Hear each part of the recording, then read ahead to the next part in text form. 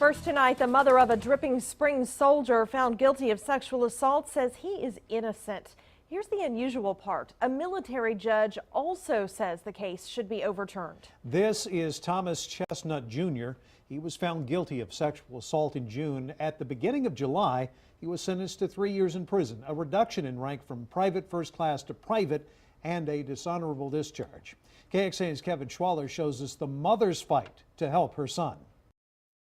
He's totally innocent. I mean, there's no way he would ever do anything like this. Words from a mother who is seeing her only son go to prison for something she believes he didn't do. Totally heartbroken by it. I don't understand how the system could be such a disappointment to its people. Melissa Chestnut says her son Thomas joined the Army with aspirations of becoming a combat medic.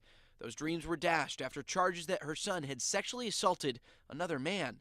She says her son believed the relationship was consensual, but the prosecution says the other soldier was on Ambien. At the sentencing, Melissa says the judge recommended the guilty finding of a panel be overturned.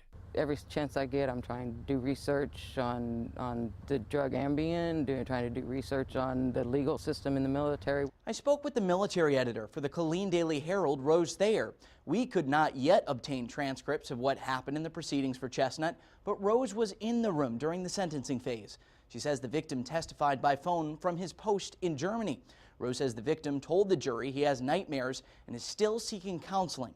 And she says the judge did not give a reason for why he recommended the case get overturned. He basically said he had been researching himself how to overturn the findings of the jury panel, but had discovered he was unable to do it himself.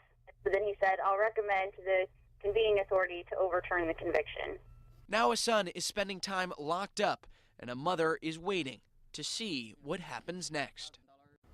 We wanted to take a deeper look at this case. I spoke with Walter Huffman on the phone. He's currently working at Texas Tech, but he's a retired Major General in the U.S. Army and formerly the top military lawyer for the Army. He called the judge's comments unusual. Still, he said he's familiar with the judge in this case and he's an experienced one. He clearly believed that the case had not been proved beyond a reasonable doubt, which is, of course, is the standard in criminal trials.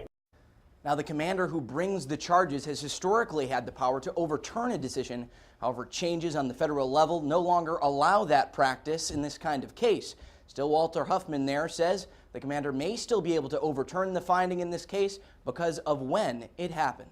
Kevin Schwaller, KXAN News. And there are risks when military leaders get actively involved in sexual assault cases. In January, a 3-star Air Force general resigned under pressure. Lieutenant General Craig Franklin had earlier overturned a sexual assault conviction of a fighter pilot, and in another case decided there was not enough evidence to court-martial an accused rapist. After a lot of criticism, Franklin said in January he was stepping down because he had become a distraction for the Air Force.